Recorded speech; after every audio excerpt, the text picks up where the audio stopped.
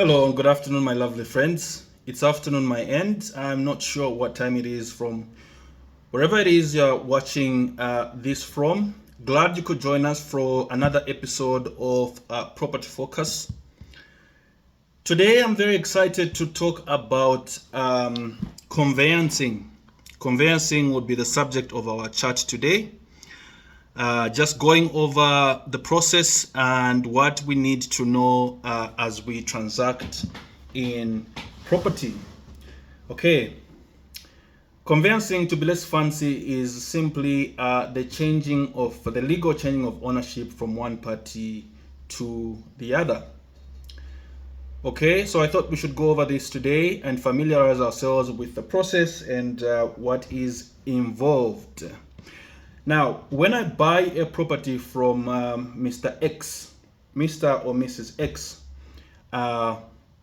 Mr. or Mrs. or Miss X, I would be looking to change that ownership to myself, legally, and there would be steps that would be involved in changing of said ownership. Okay, and what are those? Number one, due diligence. Now, if I used a property broker or a realtor or an estate agent, usually they would have done that already. Okay, that is part of their job. So they would have diligenced the property, that is, they would have checked to see what is sitting on the property that could potentially impact the sale. Are there any encumbrances on it with the Ministry of Lands or elsewhere, financial institutions and what have you? Has a property been transacted on in the past? Is there any dispute or any lack of clarity as to its ownership and what have you? So they would have done their due diligence. If they haven't, however, it would be my job to go and get that done. Okay, I'm the one that is looking to spend money on it, and therefore I should be diligent in seeing that everything is in place, in order. Okay, so step number one, due diligence. Step number two, contracts. Typically, you use lawyers for these transactions. So your lawyers would draw up your contract, the contract of sale. Usually more than one copy, There's a copy for the buyer, there's a copy for the seller, sometimes even a third copy for the third party that is overseeing the transaction, This contract of sale might sit with the lawyers. A copy of the contract of sale might sit with the lawyers sometimes. So then you draw up contracts as the second step. Okay? Proceeding from there, you execute the contracts. So you sign off on the contracts as both parties to the sale. Usually, including witnesses, you would need some witnesses as well. So you sign off on those contracts. And then the buyer rather, proceeds to pay a deposit. Okay? Now, in the progress of this chart, we will see why that is, why you don't pay the entire amount upfront. So they pay a deposit, which is usually 50% of the transaction amount. So if I'm buying a property with, say, 1 million kwacha, I would pay 500,000 kwacha upfront to the seller. Now, most times, if you're using a lawyer, that money would not be paid directly to the seller. It would instead be paid into an escrow account. So an escrow is an account independent to both parties, in which the money would sit temporarily pending the finalization of the transaction. So that money would be paid into that escrow, usually the lawyer's account, 50%, or whatever amount that you agree. Usually it's 50% of the transaction value. Would sit in the escrow account, and then you would go from there. Okay, so on paying the deposit, we would then proceed to apply for consent to assign the property. Okay, That is with the Ministry of Lands. So you obtain consent with the Ministry of Lands to assign the property to another party. In this case, the would-be new owner. On being granted consent to assign, you move on to the property transfer tax payment or clearance. Okay, so we go to ZRA, the Zambia Revenue Authority in this instance, and we pay the property transfer tax. The property transfer tax, by the way, is 5% of the transaction value. So on a property of 1 million kwacha, I'll be paying 50,000 kwacha to ZRA in property transfer tax. That is, the seller will be paying that amount to ZRA. Okay, on being granted the property transfer tax clearance, they'll grant you a certificate.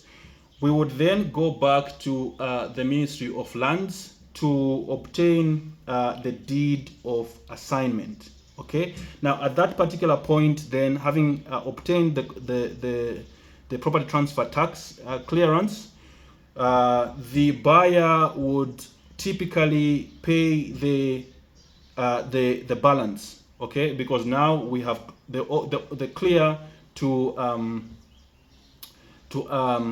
go ahead and conclude the transaction. We are sure that our T's are dotted, T's are crossed, and I's dotted. Okay, our T's are crossed and I's dotted. Yep.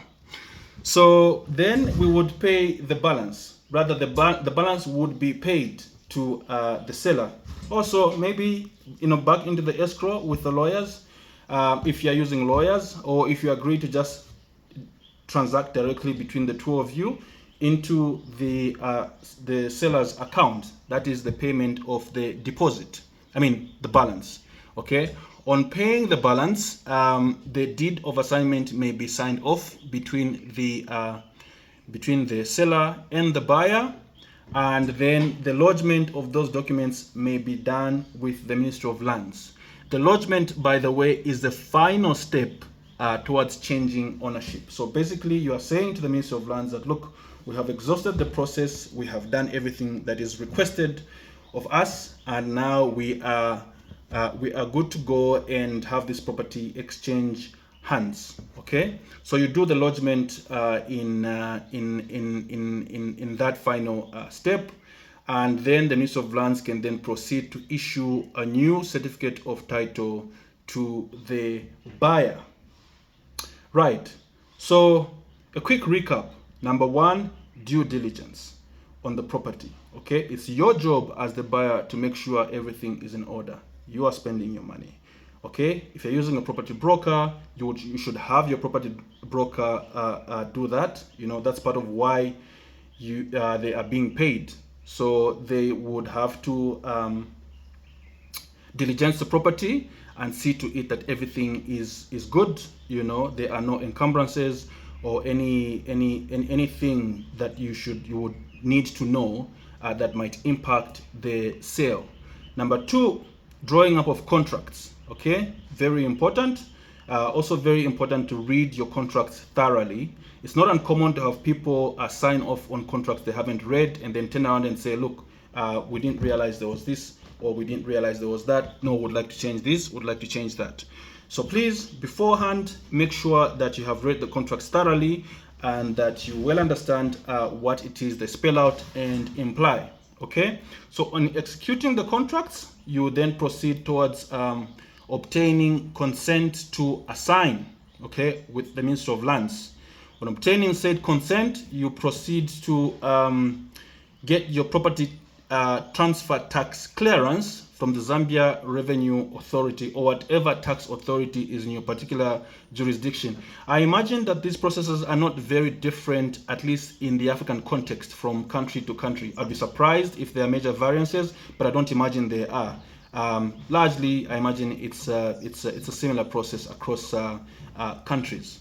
Okay, so on obtaining your property transfer tax clearance, you then proceed to sign off on the deed of assignment, which is basically the document that now says, okay, this property is exchanging hands from this person to that person. Okay, usually that document too is drawn up by your lawyers. On signing off of the deed of assignment, you then proceed to do your lodgement. Worth mentioning here, by the way, I have to pause here and mention that there is a process. It's called the assessment.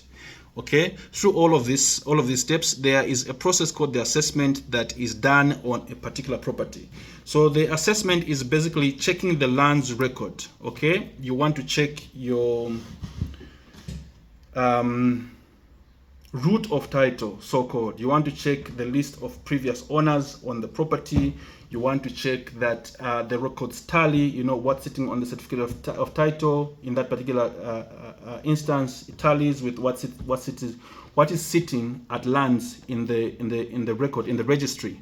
It might be worth pointing out that the Ministry of Lands has now moved to digitize these processes, and that you could now check online. There's an online portal where these records are kept that you could check to see what is on there.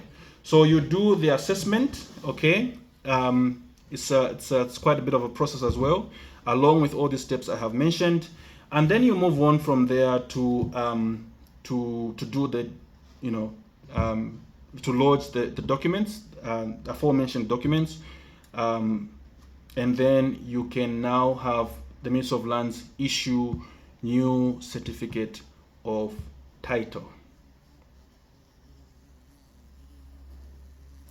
All right, so that would be that for today's chat on the conveyancing process. It's not as complicated as it might sound. It will be a little cumbersome, you know, at points, you know, throttling back and forth, which is why, again, you are advised to pay a property broker to handle all of this stuff for you. This is not a plug. I'm just saying that that is why we are here. Thank you so much for joining us. Thank you for watching. If you haven't already, please remember to subscribe and spread the word so we can keep bringing you this and more content. Enjoy the rest of your day.